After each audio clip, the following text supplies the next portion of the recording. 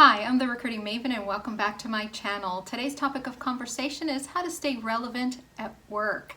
With that said, I just want to say a quick thank you for liking, sharing, and subscribing to my channel. I deeply appreciate your kind support. For those of you who are new to my channel, I have an ever-growing playlist with career tips and advice, so make sure you check that out. By the way, I just want you to know that I am time-stamping all of my videos, even the older ones. I'm slowly going through those and time-stamping them just for your convenience. What I like to do, especially with tutorials or career counseling type of videos like this one, I actually copy and paste it onto a Word doc and I actually take notes throughout, so it helps you tremendously that way. I know it does for me. So let's dive into today's topic. So we're going to be covering 4 main items, the first of which is adaptability.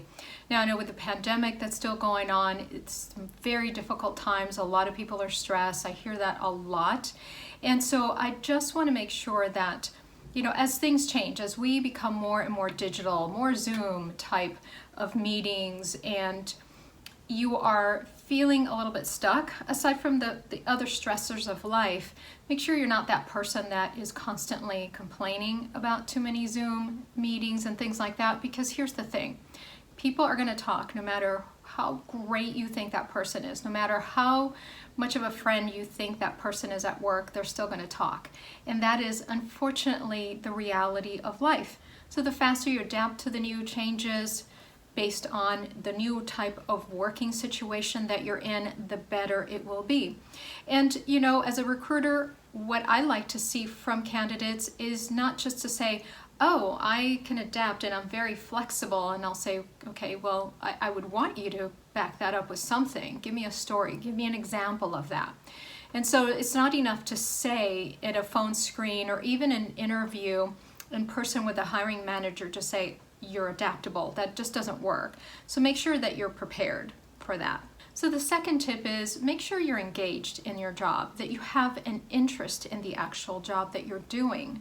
The reason being is that no matter how much you hide that, maybe you just actually took the job because you need a job, you need a paycheck, and that's perfectly fine. But you know, while you're there, you might as well participate. You might as well dive right into it, become part of the team. You can always add all these additional skills that you've learned. Maybe it's not your career goals to stay there. Maybe it's not in alignment with so many of the things that you have in your maybe 5-year plan. Nevertheless, if you're not engaged, people will just really notice. The second point I want to make to you is make sure you bring the best version of yourself to work. And by that I mean not just doing your work perfectly perfect, but you know, leading with compassion, leading with kindness. When you have to speak the truth and when you have to tell someone that they've done something wrong, always speak in kindness. And again, people are going to really take notice and appreciate you and value you at work. And again, that ties back in to staying relevant at work, and people are going to want to work with you. So that is going to help you long term as well. For those of you who are facing a career change because maybe the company that you work for is no longer in business, or they're just delays and you're not going to be able to go back to work for many months, I would say to you is, one, make sure you're continuously upskilling yourself through Coursera or Skillshare, whatever it is of, you know, whatever platform is of your choice. I do have a video I recently did, and so I'll post it here for some of those resources for you. But I want to say is stay humble. If you have to take a job that is not in alignment with your 5-year plan or whatever that looks for you, I would say just stay humble. Try and learn as much as you can. Showing interest again in that job is going to speak volumes about who you are. And ultimately, when you do leave, you want to get a good reference, right? The other thing is I want to point out is make sure that, I would say, ask questions, ask for assistance as much as possible. Again, it's about growth during this period and not about becoming stagnant. And I think that will, again, just speak volumes to who you are and your level of professionalism. My fourth and last tip is get better at reporting to your boss. And by that, I mean really understand what your annual review is going to encompass. What I actually did is, because I got so busy as a recruiter, I had multiple things that I was juggling all the time. my diversity partners, my networking partners, and some of those crossed over, some of them didn't. And so I had to build out a spreadsheet. And this spreadsheet was like a monster. It had like 10 tabs, and with all the relevant information. So in case anybody asked me anything, I immediately was able to say, here's a list of all the people that I contact. Here are my diversity partners, updates with regards to them. What did I actually do?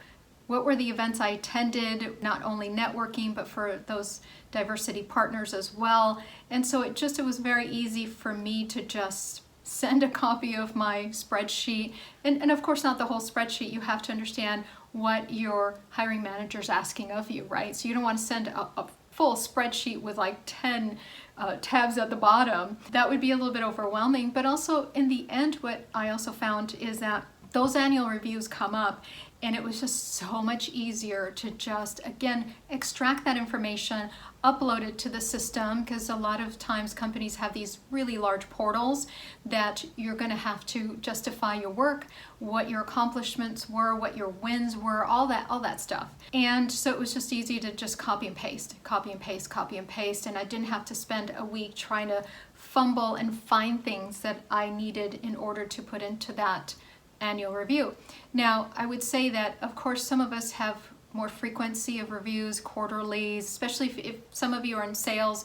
I would definitely say just having a spreadsheet. If you don't have a robust CRM, which I didn't have one, I prefer a CRM, and I actually love project management software, love those digital workflows. It's so much easier to just snap your finger and just request a report and it gets sent immediately, as opposed to having to track everything through Excel. And I know a lot of you love Excel, so I'm not shading Excel. It's saved me quite a bit in the past, but you have to track it somehow. So if anybody asks you, then you can just send that information quickly and efficiently and effortlessly. And who doesn't like that? Scrambling for information at the last minute is really like the worst thing. So that is my last tip. Now I want to move into 3 additional items, and these are considered by hiring managers and recruiters as soft skills. What are soft skills? Well, soft skills are things that are not in the requirement section of a particular job description, right? So I'm just going to cover 3 of them that I think are most important. So the first one is written and verbal communication. A lot of people said that's actually conveyed in a cover letter, and I just did 2 full videos of that, and I will also link this up here because the cover letter is dead. So make no mistakes, I'm never going to look at it. And so again, if you want to know what has replaced the cover letter, I will post those videos up there for you so you are prepared, okay? But communication skills, how you're communicating with that recruiter, if they call you, if a hiring manager calls you, scheduling appointments. People are absolutely going to talk. That person was rude to me on the phone. If I have somebody who's scheduling for me, they're going to call me and complain to me about how you behaved. So making sure that you're following directions, understanding those directions, reading them carefully, and then executing them is going to be crucial.